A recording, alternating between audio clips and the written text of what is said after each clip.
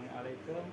Hari ini saya bersama dengan Encik Syafiq, salah seorang daripada wakil Asar Alamat. So, Tuan Syafiq dah bersedia untuk jawab soalan? Sudah. So, soalan pertama saya, Tuan Syafiq boleh kenalkan diri sendiri dan sedikit latar belakang perniagaan Tuan Syafiq. Boleh, nama saya Syafiq. So, saya sebagai ketua operasi di Asar Almat. Okay. Asar Almat ni satu perniagaan yang menjual keperluan asas. Maksudnya kita akan ada keperluan asas ni yang kita ambil daripada barang bumi putra dan muslim lah. Maksudnya kita punya produk ni lain daripada kedai runcit yang lain. And then kita juga ada keripik dan barang-barang frozen. So, soalan kedua, sudah berapa lamakah Cik menceburi dalam bidang perniagaan ini? Okay. Saya menceburi dalam bidang ni daripada 2018. Dan masa tu saya baru start belajar. So masa tu saya buat part time lagi. And then habis saya belajar, so saya terus masuk full time lah dalam bidang perniagaan ni untuk join Asar Almat, untuk bantu Asar Almat dalam bidang operasi. Soalan ketiga, boleh saya tahu ada berapa orang pekerja dekat sini? Okey, sekarang ni kita ada 2 cawangan. Jadi untuk di cawangan yang pertama tu, kita ada untuk bahagian pengurusan kita ada dalam 5 orang. And then untuk bahagian operasi di cawangan air molek kita ada dalam 4 orang. Dan dekat cawangan yang baru ni di Tanjung Minyak kita ada dalam 2 orang.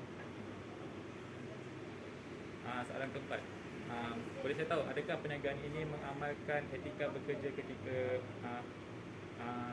pengoperasian? Okey, untuk kami ada mengamalkan etika pekerjaan. So antaranya adalah dari segi tutur kata, maksudnya tutur kata kita punya pekerja dengan pelanggan. So setiap kali contoh kita akan, bila pelanggan masuk, kita akan ajar kita punya pekerja untuk greeting customer lah, maksudnya supaya dapat menunjukkan yang kita ni menunjukkan servis yang baik. Okey, and then kita juga akan membantu customer in case contoh untuk, sebab sini kedai runcit, jadi customer kadang-kadang beli barang banyak sebab kita punya kedai tak ada troli macam dekat supermarket. Jadi kita akan inform dekat pekerja kita untuk sentiasa alert lah, maksudnya untuk sentiasa memberi kerjasama untuk membantu pelanggan untuk bawa barang mereka. Okey, yang keduanya dari segi ketepatan masa lah. Bila masuk kerja pun kita inform diorang supaya masuk 10 minit awal lah, supaya untuk dapat menguruskan kedai ni, nak kemas and then nak make sure kedai ni beroperasi daripada pukul 8 pagi sampai 8 malam. 8 pagi 8 malam. Ya, betul. So maksudnya bila pukul 8 pagi tu maksudnya komplit lah, maksudnya kedai ni pun dah siap sapu, dah siap mop semua, and then barang pun dah teratur. Okay. And then dari segi pakaian kita cuma tak ada yang seragam, cuma pakaian kita cuma sopan je lah, maksudnya lelaki dan perempuan cuma sopan. And then so far yang terakhir cuma kita kontrol dari segi dia punya tingkah laku dari segi penggunaan telefon. Dekat sini memang kita tak nak pekerja menggunakan telefon, leka maksudnya. Sebab kita nak sentiasa diorang alert dengan customer. Sebab customer ni kalau kita layan dia okey, maksudnya dia suka datang. That's why kita dah nak tengok kerja kita macam tu. So, seterusnya apakah cabaran perniagaan yang Encik hadapi dalam mengamalkan etika bekerja ini? Okey, setakat ni lah maksudnya. Pernah kami bagi kepercayaan untuk staff ni menguruskan kewangan. Okey. So bila kita bagi kepercayaan ni, ada berlaku lah, maksudnya dia dicuri, maksudnya kan, dicuri duit. Ada berlaku kes kecurian. Itu yang menyebabkan kita agak kecewa lah dengan pekerja tu. Apa-apa pun sebab bergantung pada pekerja tu lah. Selain kes kecurian, adakah macam datang lambat ke atau? Kalau datang lambat tu biasa, maksudnya selalu juga dia datang lambat. Itu yang menyebabkan kadang-kadang waktu operasi kita jadi lambat. Sebab kita buka pukul 8, tapi staff kita datang pukul 8.30 kan, sedangkan customer dah datang pukul 8, kedai tak buka lagi. So macam pergaduhan, ada pergaduhan berlaku ke atau Setakat ni kalau ada? pergaduhan ni pergaduhan mulut lah maksudnya antara diorang berkira sesama sendiri nak buat kerja. Dia tolak menolak untuk buat kerja. no? Hmm. So seterusnya, apakah langkah-langkah yang Encik buat untuk mengatasi cabaran yang Encik cakap tadi? Okey, yang pertama untuk kalau yang kecurian tu, kita sebab kedai kami akan pasang CCTV. Itu adalah salah satu langkah lah untuk kami berjaga-jaga. Sebab kami tak akan monitor 24 hours lah, maksudnya bila pekerja ada. So kita akan monitor dari CCTV tu, and then that's why kita dapat tahu berlakunya kecurian.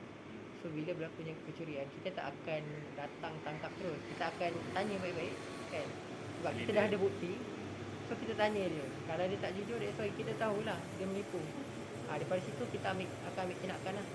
Yang pertama kita akan suruh dia pulangkan balik apa yang dia curi. And then yang kedua kita terpaksa buang dia lah. Sebab pekerja yang dah start mencuri ni, dia akan menyebabkan kita punya perniagaan ni merosot lah sebenarnya.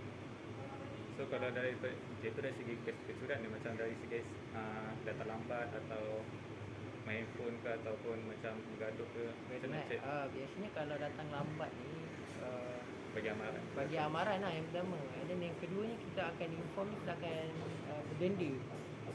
Mungkin kita akan create satu tabung. Contoh kalau dia datang lambat, dia kena bayar RM5 lah. Setiap kali dia lambat, dia akan bayar. Dia kena bayar lah. Sebab nak tolak gaji tu susah sikit sebenarnya. Cuma kita buat denda macam tu. Kalau penggunaan telefon, kami akan sediakan satu phone khas untuk kat kedai. Contoh kalau Kak Aimolek ada satu phone yang khas supaya kita senang nak nak communicate dengan diorang. So diorang tak akan guna phone sendiri untuk nak tengok Facebook ke IG ke, tak adalah. So kalau in case kalau diorang guna telefon sendiri, telefon dari luar daripada telefon kedai tu, maksudnya dia buat kerja dia lah. Yang tu salah lah kan. That's why kita sediakan satu telefon khas supaya diorang boleh tanya soalan ke kalau ada berlaku apa-apa kan kat kedai. And then kalau dari segi pergaduhan, so far sebab kita kat sini lebih kepada terbuka kan. Kalau diorang nak bergaduh ke, ada yang jenis cakap belakang, kadang perkara itu yang boleh menyebabkan pergaduhan. Jadi kita akan panggil lah dua-dua staff tu. So kita akan slow talk dengan diorang, nak tanya apa masalah diorang. So kebiasaan bila dah berbincang akan selesai lah perkenaan tu. So saya nak tanya, pada pendapat Cik lah kan, adakah etika bekerja ni dapat membantu dalam kemajuan perniagaan ini? Bagi saya etika ni memang sangat membantu. Sebab dia nak menjadikan satu organisasi ni lebih teratur kan, dari segi pengurusan kita. So dari segi kita nak menunjukkan servis yang baik dalam kita punya perniagaan. So in case kalau in the future kita nak berkembang, so etika ni boleh jadi satu kita punya panduan lah, maksudnya untuk pekerja dan untuk orang cakap majikan juga. Soalan terakhir, harapan Cik untuk perniagaan ini pada masa akan datang? Okay, sebenarnya perniagaan ni asalnya daripada kedai keripik. So alhamdulillah, maksudnya kita dah dapat pergi ke langkah seterusnya untuk buka satu halal mat ni.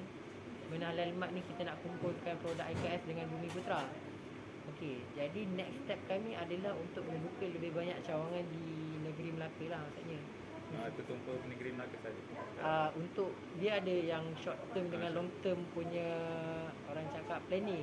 Jadi untuk short term kita akan fokus more dekat negeri Melaka dulu. Maksudnya setiap daerah satu.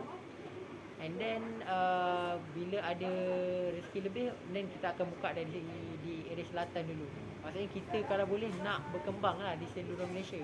Kalau boleh nak create satu, bukan asal Almat saja. Maksudnya kita nak create asal group. Maksudnya kita akan buat juga, kita akan jalankan juga bisnes-bisnes yang lain. Mungkin contoh kita tak tertumpu kepada retail saja. Mungkin kita akan buat dalam engineering punya services ke, macam tu. Okay, itu sahaja temu ramah saya bersama Encik Syafiq. Terima kasih Encik Syafiq. Baik, sama. Okay.